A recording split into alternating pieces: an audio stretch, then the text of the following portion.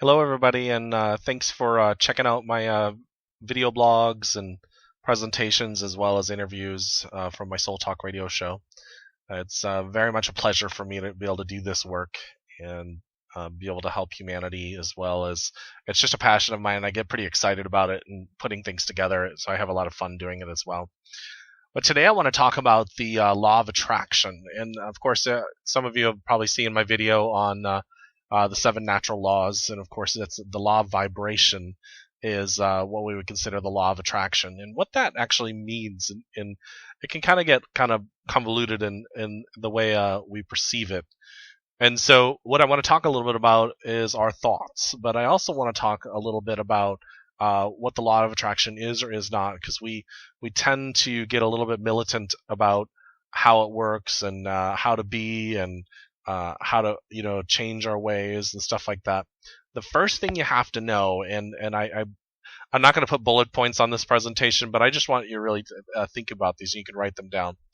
The first thing you want to know is we don't have to sit there and beat ourselves up or regulate every word we say. We don't have to regulate every thought that we say. We don't have to sit there and do I shouldn't have thought that or shouldn't have said that, all that kind of stuff, because that's probably the most self-defeating parts of trying to change our thoughts as far as the law of attraction goes. Well, what the law of attraction states is this: is that we attract what we are. Basically, we attract what's going on inside of us. We attract what's what our thoughts and feelings are, and what we basically perceive ourselves as.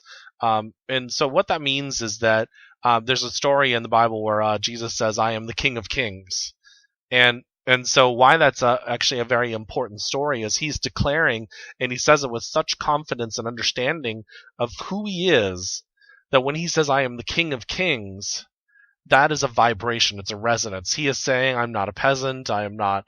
I'm not. I don't have lowered thoughts about myself and all those things." But he also says, "All these things that I do, you shall do as well. And if you have just the faith that's in a mustard seed, then you can say to a mountain to move here to there, and it will do it." So what he's also saying is that you are that as well.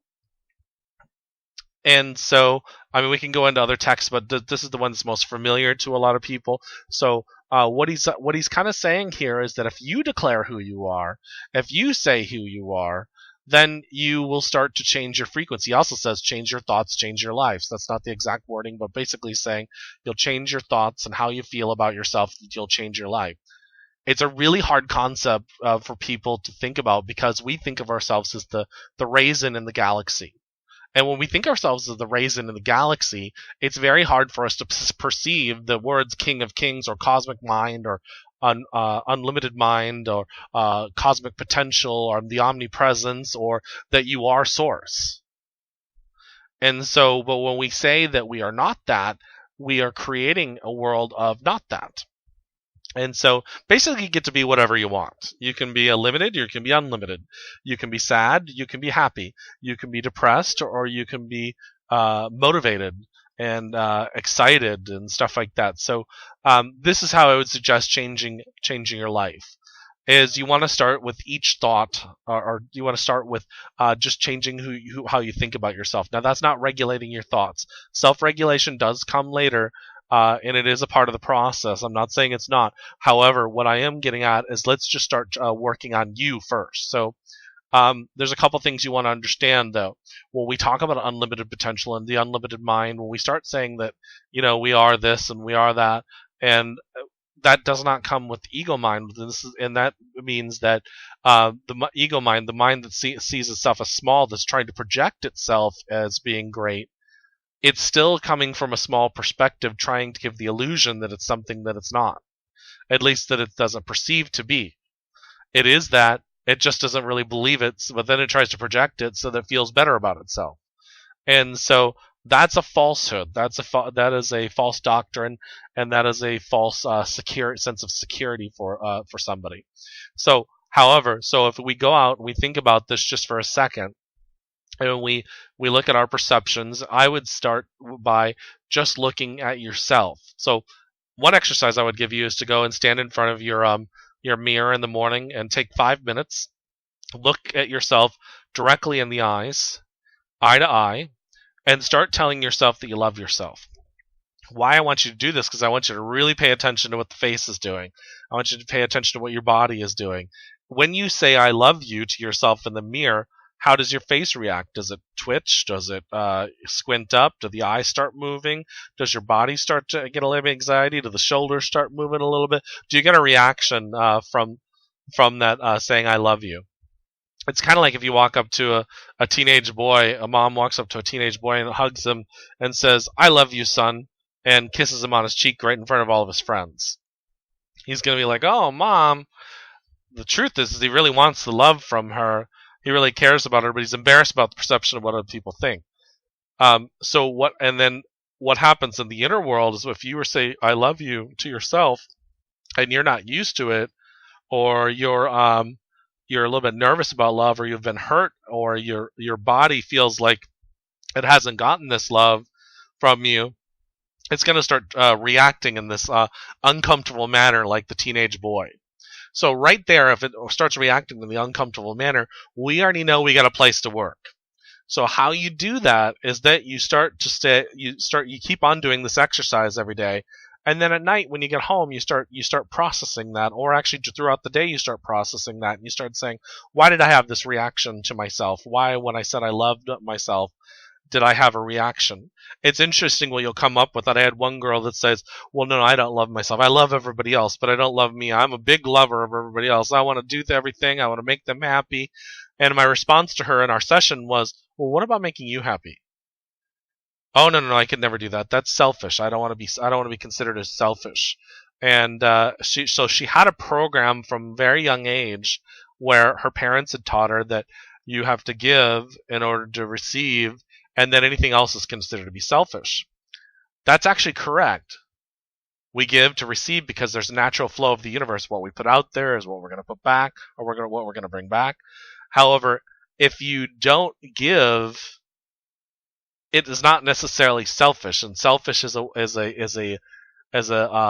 punishment, is a scolding of oneself. Say, oh, I should have done that. It's a judgment where we're scolding ourselves and basically saying that, you should have done this, and because you didn't, you're selfish. That's a judgment, and that's a form of self-abuse on ourselves.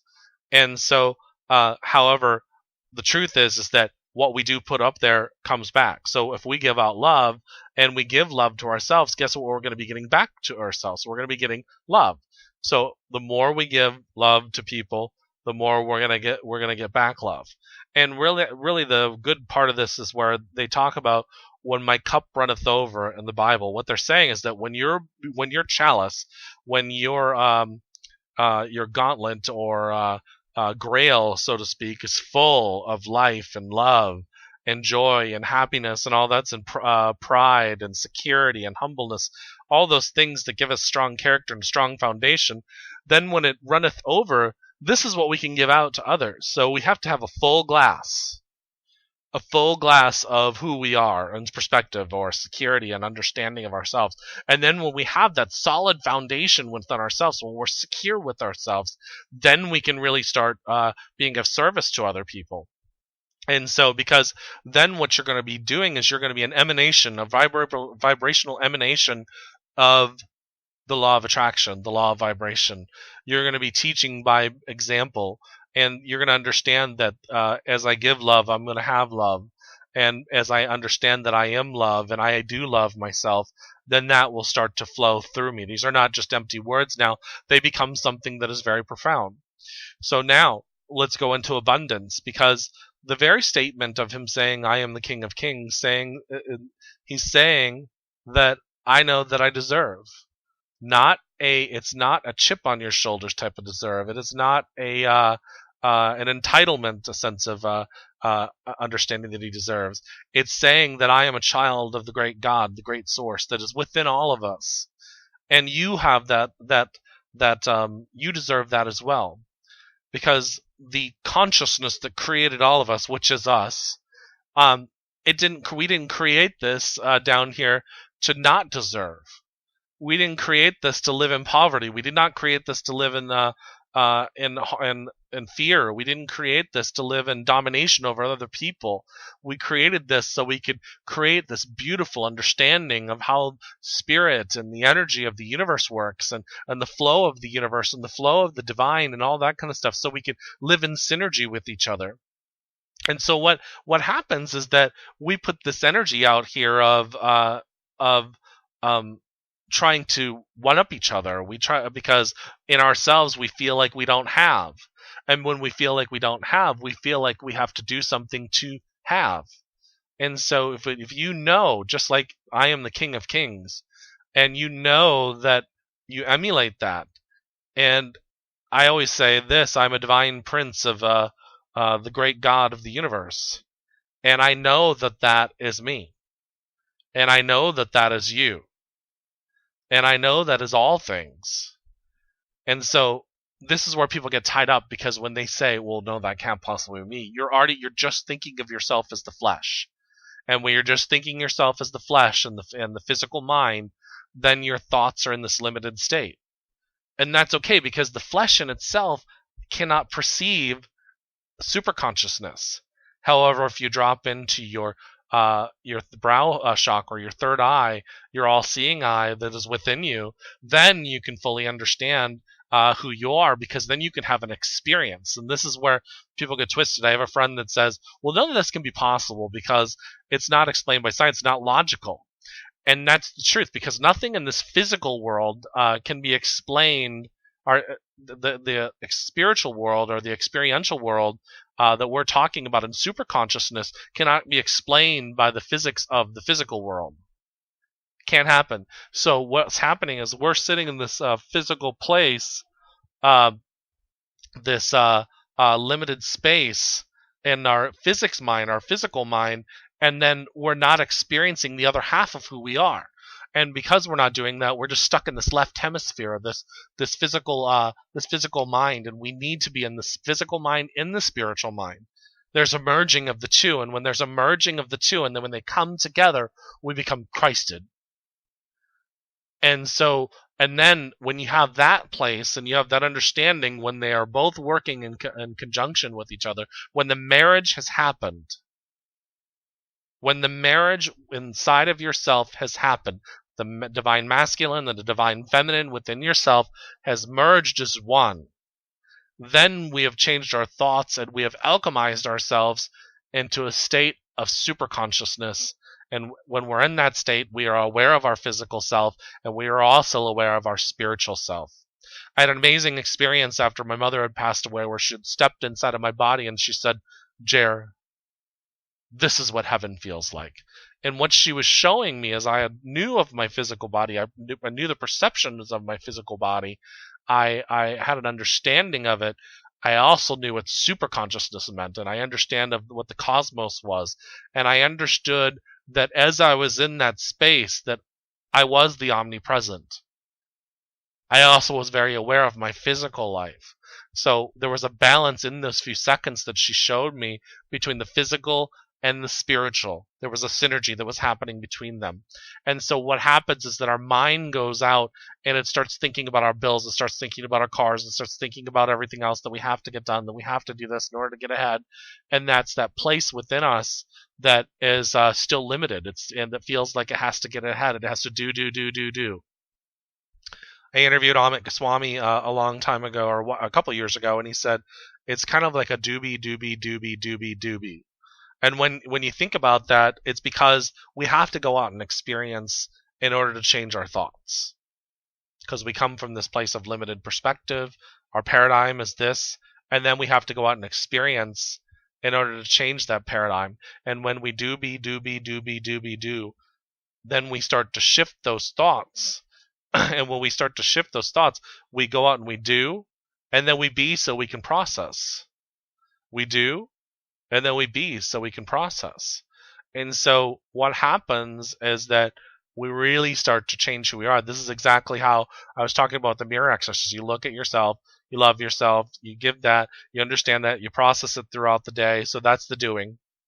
And then the being is to be in that moment of understanding of what happened and process it throughout the days. And I did that for actually quite some time. I did that exercise for a couple months actually, and every once in a while I'll still do it.